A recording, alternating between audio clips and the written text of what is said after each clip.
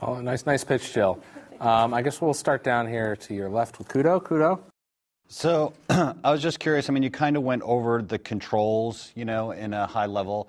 Just for things like sliding down a rope or crawling through the pipe, is there any kind of like skill-based control element to like how you'd get better at doing, those types of activities? Well, there's going to be I'll have a set, like B is crouch, and then X is going to be grab, so you'll go and grab and press X and then slide down. It's going to kind of be a set system, so it's not like you're crazy pressing buttons the whole time with all different sets. Yeah, but is there some way that so I press X and I'm just sliding down the rope, but is there some way over time that you're going to be, increasing your time as you go through the course during those types of activities? Or is it, pretty much once you hit the X, everybody's traveling at a consistent speed, doing it the same way? The way I had that working was for the power-ups that you get.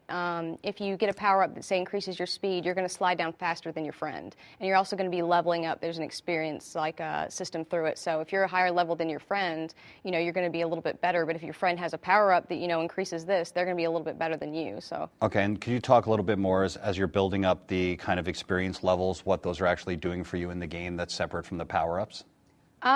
Pretty much it's more of mostly a feel-good system. I personally really like RPGs and I like leveling up. The main thing that I had is every time you get a certain level, you have the option of picking a power-up. So there's going to be kind of one person may pick one thing, the other may pick another thing. So you're going to be really different from what your friend may have.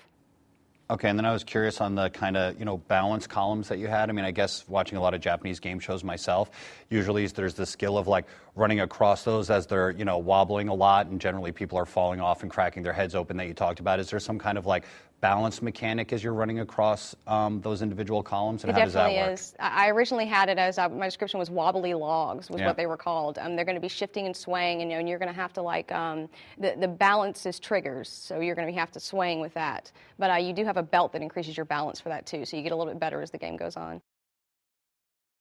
Okay, great. That's it?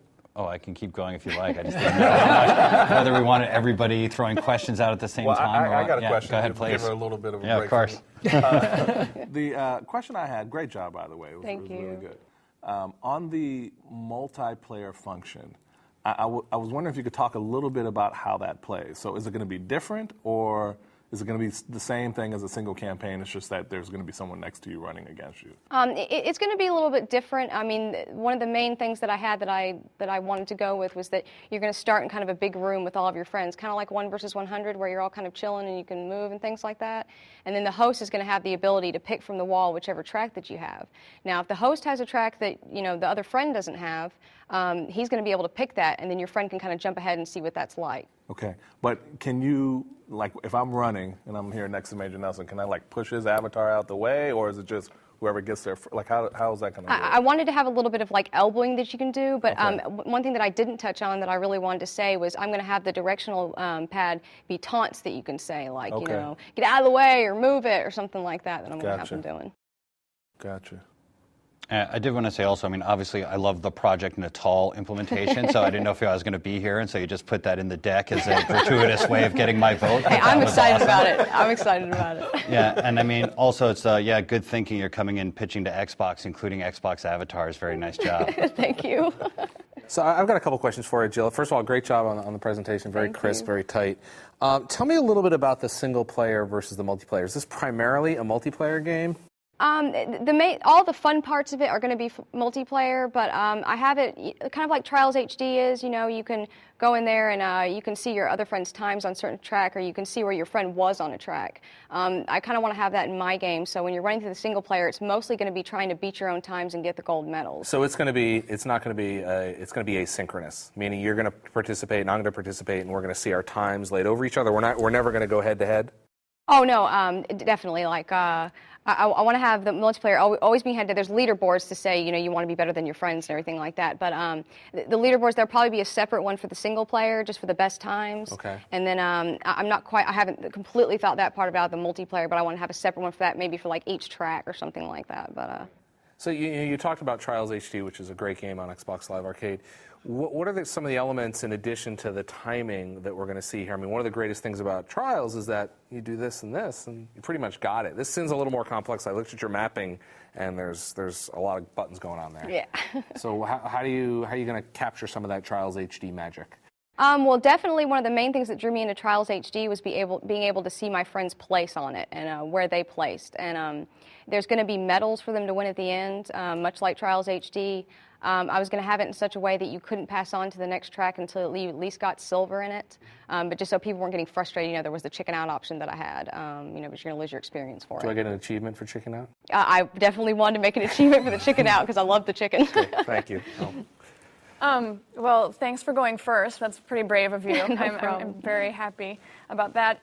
My question's kind of more on the details, specifically the appearance. I'm curious to know how many levels total you are planning for this, and then also do you have certain themes or anything of that nature to keep it from being overly repetitive? Because it seems very Most Extreme Challenge to me, because I love Japanese game shows also, which is great. But even then, it can get a little tedious. I want to have 10 tracks for each mode that you have. My original thought was I wanted to have a theme track for each one, like I had like Ocean Breeze or like an icy lake, a swamp, something like that nature, where it's a little bit different from each track. Like the icy one would be like a little bit of ice on there where your avatar is going to slide down and it's going to be a little bit crazier. I didn't want to get too much into it because I wasn't sure of like how it would actually be like making it, if it was going to be too complex. But that was what I originally wanted to have, was definitely like different themes. Now, where do you think, we mentioned Natal earlier, and that the fact that your controller does have a more expansive button scheme than some of the other Xbox Live games. How difficult do you think that is going to be for you to take that into a Project Natal mindset where everything then is based off of, your body's sensory? Like if they're jumping over the staggered beams, I was going to have them leaping in the air, where they're balancing, you'll have to hold your arms out and kind of go like that and things like that. But I definitely thought it would be a game that was good for that because it'd be so active. You'd have to jump and you'd have to balance and things like that. But Well, I guess, I definitely echo everyone else's comments and say this is a really strong presentation, and thanks absolutely for going first. Sure. My questions are sort of around when you think about this as, a game that's pick up and play, kind of broadly accessible, I mean, how long do you think these levels are going to be taking? I was planning on having them about 1 to 2 minutes. They're pretty fast-paced. Everything's pretty crazy. They're not meant to like drag out for a long time. And my other question was around scoring and rewards. You mentioned a couple of different things there. You mentioned progression, you mentioned medal, you mentioned timing. I'm assuming that points are thrown in there also. In your mind, what's the ultimate reward for the player? The ultimate reward is I wanted to have kind of a trophy room where they could go in, kind of like how there's a big room at the beginning, and they can see for each track kind of a little like different trophy that goes with the theme of the track for each one. And then the main thing is the avatar tracksuit that you get at the end, and then you can walk around, you can wear that wherever on your Xbox. Okay. Can I hop in with one more? And then I have one more. Okay. Yeah. For the levels, if we were going with the theme, or levels just in general, are those going to be free for play from the get-go, or are those unlockable? Those are unlockable. Now, Jill, you talked at the beginning of your presentation. You talked about Halo, one of your favorite games. Why is it one of your favorite games? It's one of those games where some of the other shooters are a little bit more complex for me, and I like more of a game that you can jump in. And I've always found that Halo was just so easy to pick up and just so easy for anyone to play. But then, if you really wanted to expand on it, you could really try to learn and get good. So it's interesting to me because this isn't really anything like Halo. Yeah. So your game is. So I'm trying. It's not really. So I'm trying to figure out which is Halo's a great game, but what's some of the elements that or did you take any of the elements away from that to bring into Avatar Crash Course? I pretty much ran with my own idea on this, but a lot of my inspiration for it actually was I spent like days and days on Trials HD, and just the medals for that and the tracks, I just absolutely loved it. Halo is more of a personal passion for mine, but Sure. I was trying to kind of separate off from that and Trials HD really put a good idea in my head for that. Good, great. So what level are you in Halo? Oh gosh, let's see. I haven't played it in a little bit, but not high enough. I'm pretty low. That's all right. Yeah, I'm pretty low. Thank you. No problem. I was just curious, I know the whole kind of character-centric part of the avatars, and a big thing with avatars is the personality of the avatars and really being able to show them off.